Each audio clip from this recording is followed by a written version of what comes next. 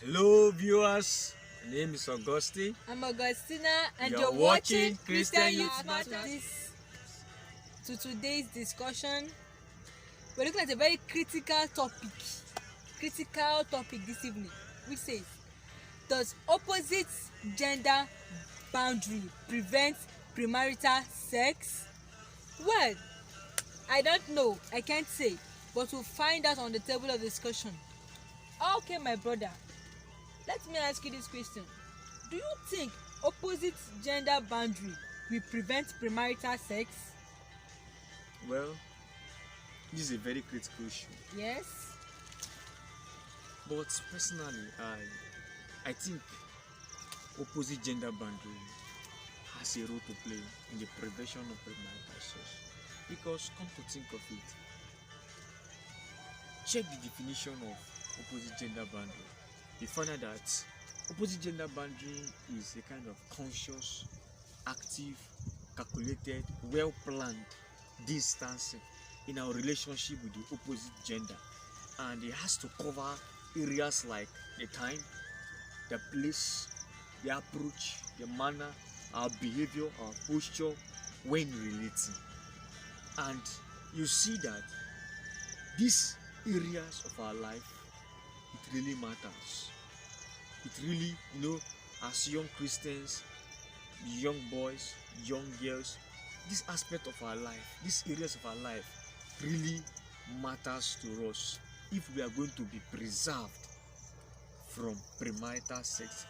There should be an active, conscious distancing so that we will not create unnecessary temptation for ourselves in such areas and then just fall because of unnecessary temptation which we created for ourselves with our own hands. So I think opposite gender boundary is very, very important in the prevention of premarital sex. I think so. Well, Augustine, I actually agree with your terms based on definitions. Okay. But I don't totally agree on application. Why? Why do you say so? Because you can see some people, they were born in the, you can see some girls born in the midst of so many boys. Okay. Or some boys born in the midst of so many girls. Okay. And some of these people, they've been close to opposite gender from childhood. Okay. So I don't really think it's possible they can create this boundary. Well, for me, actually, I think that as long as your spiritual life is intact, and you know God experientially, you study the word of God, you pray, you fast, I don't think it will be necessary creating this opposite gender boundary. Because your spiritual life is there. You can see Apostle Paul in the book of 1 Corinthians chapter 15 verse 2. You can go and study for yourself to know what he said there. He said, for this cause I died early. So as long as you keep to this fasting, prayer, studying the scriptures, I don't think it's really necessary. Okay, I want to see some brothers on the name of this opposite gender boundary.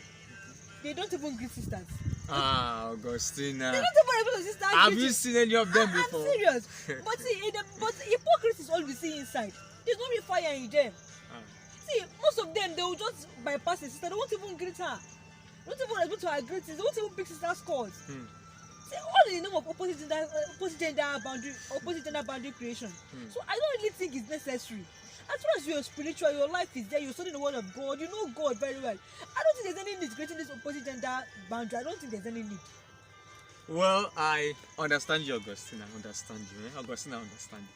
But see, I want you to understand something. As Christians, do you know that our preservation is 50-50? Come to look at this. Think of this. The Bible said in Philippians chapter 2, verse 12 and 13. It says, walk out your salvation with fear and trembling. Then he now says, for it is God that worketh both to do it. Is the one, God is the one in you that is working to do it. So, what is that telling you now? It's telling you that, yes, we are preserved by the grace of God. But we have our own part. It is on the ratio of 50-50. Why we study the word of God, why we pray, why we fast, why we attend service regular and try to keep that spiritual atmosphere, the presence of God, that is on God's account to give us grace that will carry us through, that will sustain us. But I want to tell you that the other part, the other aspect of it is this opposite gender boundary, which is not negotiable. Very important, very necessary. Okay, come to think of this now. So, you tell me that because I am spiritual, or a lady that is spiritual, and then you start entertaining, a kind of discussions in a kind of questionable chats, irrelevant matters with an opposite gender calling you maybe 9 p.m, 10 p.m, 11 p.m just to ask, brother, what did you eat today? I ate rice. Sister, where did you go today? I went to church. Sister, what is the color of your hair tie? Brother, what was the color of your tie? Green. Those things, are they really necessary? Do they really matter? The question is, do they really matter? Those things, do they really count? They are necessary. They are necessary. You see a brother maybe chatting with a sister 12 p.m, 11 p.m, 1 a.m. in the morning, 12 a.m, 3 a.m.